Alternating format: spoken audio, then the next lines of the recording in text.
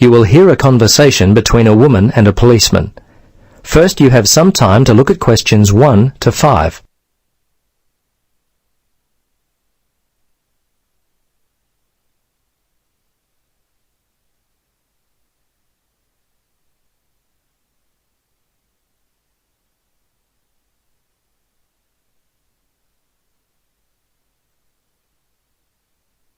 Now, listen carefully and answer questions 1 to 5. Hello, Sergeant Rhodes speaking. Can I help you? Yes, hello. I'd like to report a stolen bag. Okay, a stolen bag. We've been getting a lot of these lately. I'll need to get some details. Let's see, when was the last time you had your bag? Well, about 2 hours ago. I just can't believe this has happened. I take it everywhere with me. It was given to me as a graduation present. I'm just so upset. Yes, I know. It's very frustrating. It seems like I put it down for a second, and then it was gone. Yes. Look, the good news is that most of the stolen bags in our area are found, usually without the money. So I'd be surprised if you don't get it back later. Tell me, what does the bag look like? Well, it's dark blue, cylindrical. It has 2 carry handles either side of a zipper on top. The zipper actually runs the length of the bag. It's a Vitoli bag. Okay. Are there any other identifying marks on the bag? Things that would be unique to it. Name tags, scuff marks, that kind of thing. Well, not really. There are a couple of scratches in the top left corner on one side of the bag near the handle, and I think another one in the opposite corner. Okay. Scratches on opposite corners. Now, where were you when the bag went missing? Well, I remember the time. It was 12:15. Oh, no, actually, it was a bit after that, more like 12:25, because I was supposed to meet one of my friends for lunch at 12:30. Anyway, I was standing outside the supermarket when all of a sudden a group of teenagers came walking past. They must have been heading towards the cinema. They seemed to be in a hurry and probably late for the movie, so I stepped aside to let them by. When they'd passed by, I reached down to pick up my bag, and it was gone. I see. Now, can you remember the contents of the bag? Yes, let's see, my passport and some traveler's checks. Fortunately, I was carrying my camera and I had my wallet in my pocket. They're the main valuable things. Okay. Anything else at all? Let's see. No, I think that was it. Oh, a few pens, but that's all really. As I say, nothing of real value. Okay. I'm going to have to get your details. Are you here on holiday? Yes, as a matter of fact, I am. I'm visiting from Canada. I've been here for 3 weeks already, but I'll be here for another month. Before you listen to the rest of the conversation, you have some time to look at questions 6 to 10.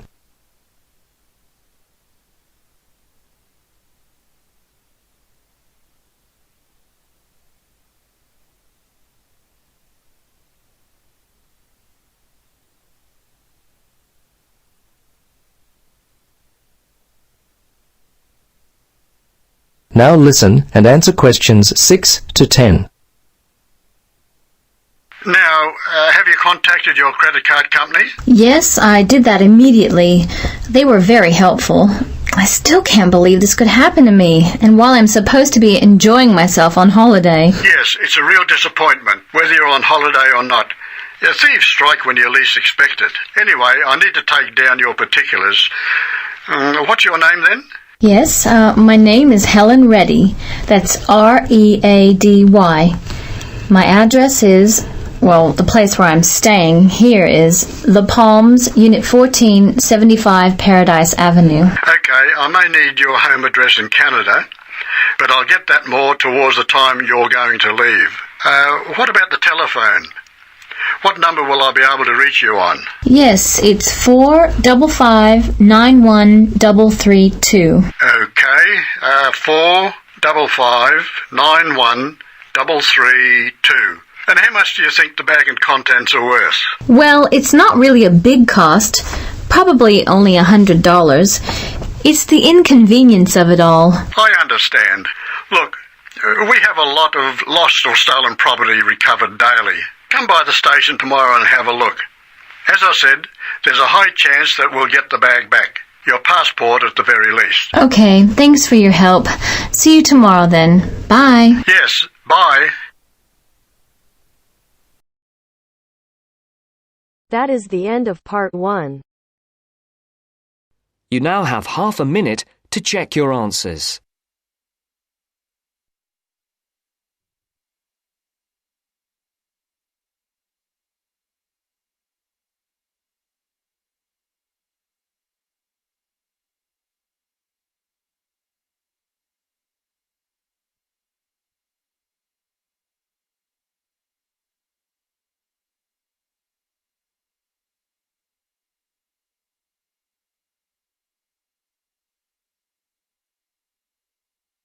Now turns to part 2. Part 2. You will hear a tour guide welcoming a group of visitors to the British Library and telling them about the library and what they will see there. First, you have some time to look at questions 11 to 15.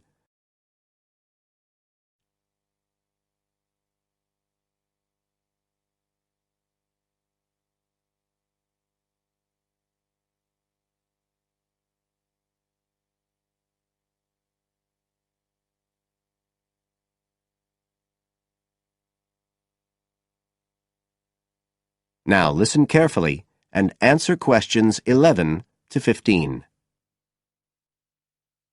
Good afternoon, ladies and gentlemen, and welcome to your very own tour of the British Library on this lovely afternoon. My name is Tony Walters, and I'm your guide for today. Could I please see your tickets for the guided tour? I'd also like to remind you that any tickets bought today do not include a visit to the reading rooms. I'm afraid we don't do visits on Fridays, or any weekday during working hours, so as not to disturb the readers. But if you do want to see those rooms, the only day there are tours is on Sundays. So, I don't want anyone to be disappointed about that today. OK? Thank you. Right, we'll start with a brief introduction. As many of you know, this is the United Kingdom's National Library, and you can see that this is a magnificent modern building. It was first designed by Sir Colin St. John Wilson in 1977, and inaugurated by Her Majesty the Queen more than 20 years later in 1998. As you can see, the size is immense, and the basements alone have 300 kilometres of shelving, and that's enough to hold about 12 million books.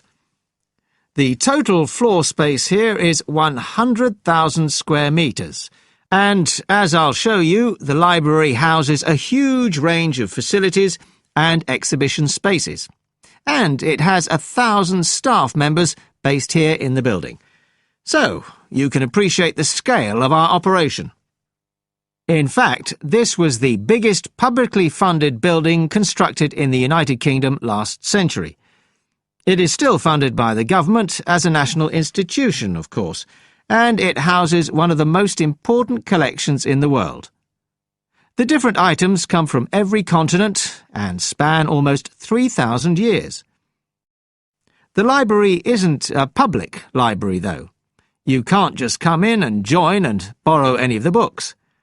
Access to the collections is limited to those involved in carrying out research. So it's really a huge reference library for that purpose, and anyone who wants to consult any materials that are kept here can formally apply to use the library reading rooms. You now have some time to look at questions 16 to 20.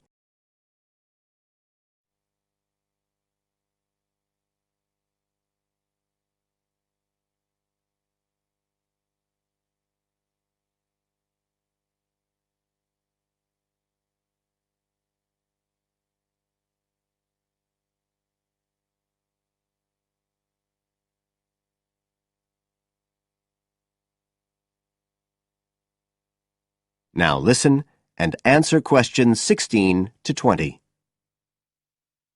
Right. Well, here we are, standing at the meeting point on the lower ground floor, just to the right of the main entrance. I've given you all a plan of the building so that we can orientate ourselves and get an idea of where we'll be going. Now, outside the main entrance, you'll see the wide piazza with the stunning sculpture of Newton. The sculptor was Paolozzi, but it's based on the famous image by William Blake, and it's definitely worth a closer look. On the other side of the piazza from the statue is the conference centre, which is used for all kinds of international conventions. We'll take a quick look inside at the end of our tour. Looking ahead of us now, you'll see that we're standing opposite the staircase down to the basement, where you'll find the cloakroom, and to the left of that, we have the information desk, where you can find out about any current exhibitions, the times of the tours, and anything you need to know, if you don't have a tour guide. As you can see, on this lower ground floor, we also have a bookshop. That's the area over to the left of the main entrance. You'll be free to browse there when we get back to the ground floor.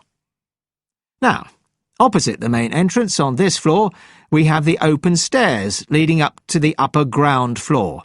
And at the top of them, in the middle of the upper ground floor, you can see a kind of glass-sided tower that rises all the way up through the ceiling and up to the first floor. This is called the King's Library. It's really the heart of the building. It was built to house the collection that was presented to the nation in 1823 by the King. You can see it from every floor above ground. When we go up there, you'll find the library's treasures gallery on the left. Can you find it on your plan? That's the exciting one. So we'll be visiting that first, but we'll also take a look at the stamp display situated behind it on the way to the cafe. A lot of people miss that. The cafeteria runs along the back of the floor, and in the right-hand corner you'll find the lifts and toilets. Always good to locate them. The other main area on that floor is the public access catalogue section, and I'll show you how that operates when we get up there.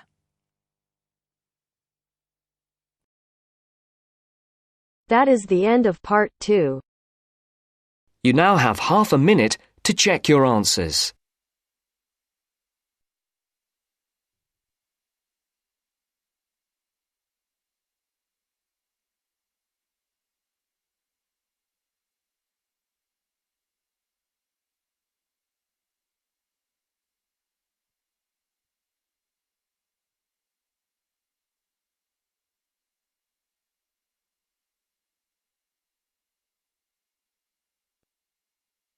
Now turns to part 3. Part 3. You will hear part of a talk about attending a science festival. First, you have some time to look at questions 21 to 25.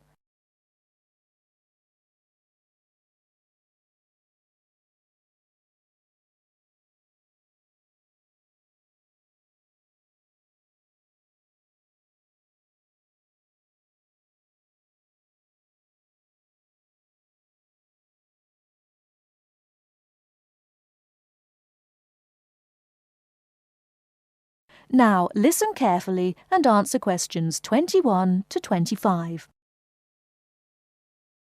Now, I think nearly all of you have received confirmation of your school placements for next term, and as part of your activities, we will be asking you to take responsibility for promoting a school visit to the Norchester Science Festival. Of course, the head of science at your school will be aware of the festival and should have all the details of it, but all the heads of science at your schools will be looking to you to be the main organiser and motivator of a visit to the festival. They'll give you the documents you need. We hope that you will motivate pupils at your schools to take an interest in the festival. It runs for 3 days.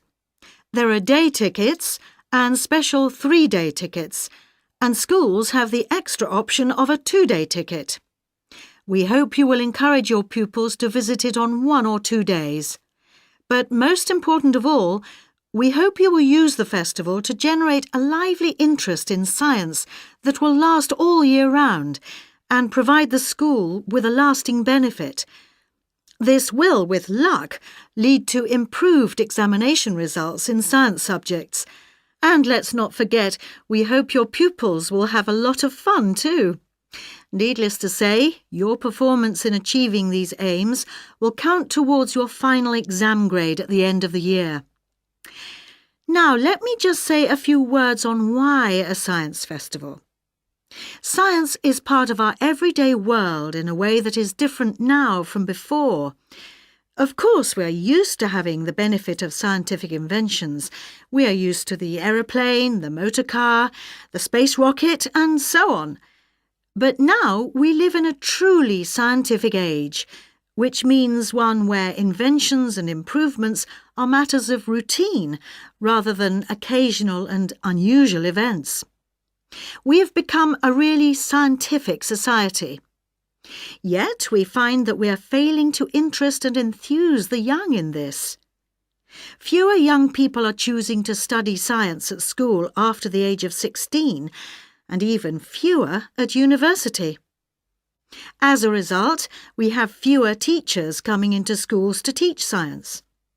And many science teachers are not teaching their specialism. For example, I know of several cases where maths is being taught by biologists and chemistry is being taught by physicists. We urgently need another 3,000 science teachers in England at least. That's why we look to you, the science teachers who are starting off your careers, to inject enthusiasm and wonder into the study of science, and we hope the Norchester Festival will help you to do this. Before you hear the rest of the talk, you have some time to look at questions 26 to 30.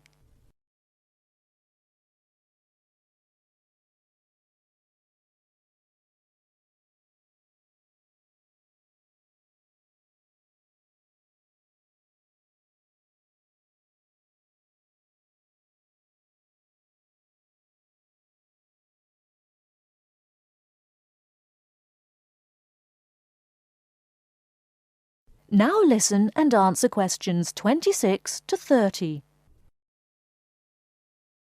Now, enough of the background. What about the festival? There are 3 main venues where the festival events take place. These are the Millennium Library, the Town Hall, not the Town Hall itself but the Town Hall Conference Centre, and the Norchester Theatre. Now, when you are planning your visits, remember that many of the activities for younger pupils will be at the Millennium Library, and the secondary school pupils may find more to interest them in the Conference Centre. Now, just so that you have some immediate information, I'd like to mention a few of the events that are taking place this year. One event of special interest to people living in this area is called Waterworld. This is a clay model of the southeast of England, and the presenters show you the effects of rising sea levels as a result of climate change. They ask the audience to select the rise in sea level, for example 20 or 40 or 60 centimetres, and the model shows the places that would be flooded as a result. Watch out for your town. Does it sink or does it swim? Transport 2050 is about transport options for our towns in the future. A number of experts will introduce the topic, and then everyone at the event will have a chance to speak and give their views. Science in a Suitcase is a comedy act by 2 scientists who do crazy experiments and sing songs and play the clown to large audiences every afternoon.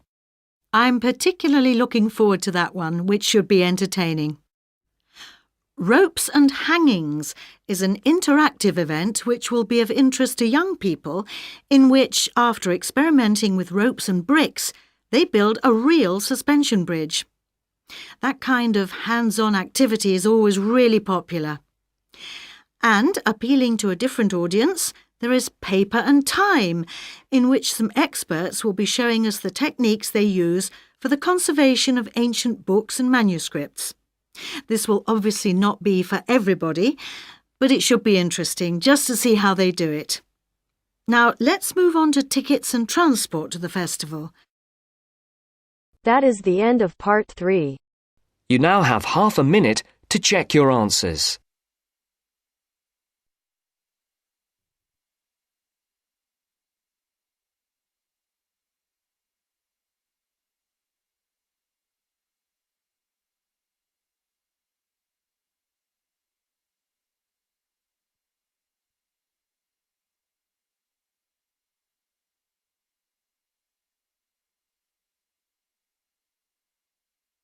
Now turns to part 4. Part 4. You'll hear a lecture on MSG. First, you have some time to read questions 32 to 41.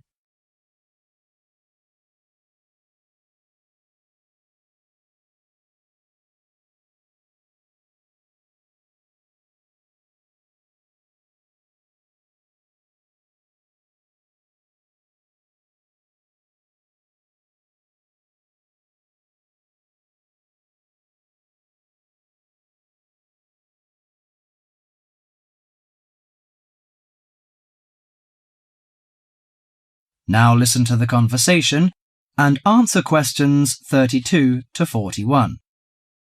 You've probably noticed that MSG appears regularly among the ingredients of your favourite foods. But what is it? How long has it been used? How is it used? MSG, or monosodium glutamate, is a chemical commonly used to add flavour to salty or sour tasting foods. The average person knows almost nothing about it, but today MSG is found in everything from potato chips to soup. Its principal component is an amino acid called glutamic acid or glutamate. It was identified by Professor Kikunae Ikeda in 1908, but Eastern cooks have been using glutamate-rich seaweed as flavouring for more than 1,200 years. Glutamate is found in two forms: bound glutamate, which is linked to other amino acids forming a protein molecule, and free glutamate, that has no link to protein. Only free glutamate is effective in enhancing the flavour of food. Foods often used for their flavouring qualities, such as tomatoes and mushrooms, have high levels of naturally occurring free glutamate.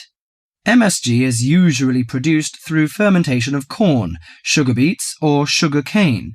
The finished product is a pure white crystal, which dissolves easily and blends well in many foods. Monosodium glutamate enhances the basic flavour of many foods. New studies also show that MSG elicits a unique taste that is known as umami in Japan and often described by Americans as a savoury, broth-like or meaty taste. Umami may be the fifth basic taste, beyond salty, sweet, sour and bitter.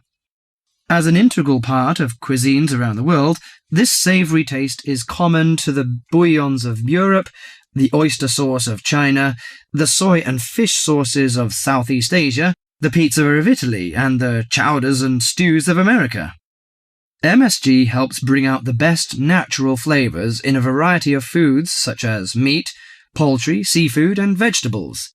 While MSG harmonises well with salty and sour tastes, it contributes little or nothing to sweet or bitter foods. Results of taste panel studies indicate that a level of 0.1 to 0.8% MSG by weight in food provides optimum enhancement of the food's natural flavour. This is within the range of glutamate that naturally occurs in foods. Approximately 1/2 teaspoon of MSG is an effective amount to enhance the flavour of a pound of meat or 4 to 6 servings of vegetables or soup. MSG is a self-limiting substance. Once the proper amount is used, adding more contributes little to food flavour. Overuse of MSG, as with many other seasonings and spices, may cause some foods to have an undesirable taste. There is simply no substitute for wholesome, quality food and good cooking techniques. MSG makes good quality food taste better, but will not improve the flavour of poor quality food. Disturbingly, scientists have known since the 1960s that MSG kills brain cells in young animals. Further research suggested that MSG may also be responsible for ailments ranging from skin rashes to irregular heartbeat and depression. Reports vary on just what percentage of the population is sensitive to MSG. One researcher put the figure as high as 30%, but food industry-sponsored studies have suggested it as low as 1 to 2%. Baby food manufacturers agreed to take MSG out of their products in the 1970s, but it is still widely used in other foods. This is because MSG is an economical way of stimulating great taste. If you're making a chicken stew but can't afford a whole chicken, why not use a little chicken and a lot of MSG? Consumer groups in the USA campaign regularly against its use, but for many of us, MSG will continue to be a part of everyday life. Food, it seems, will always be a matter of personal taste. That is the end of part 4. You now have half a minute to check your answers.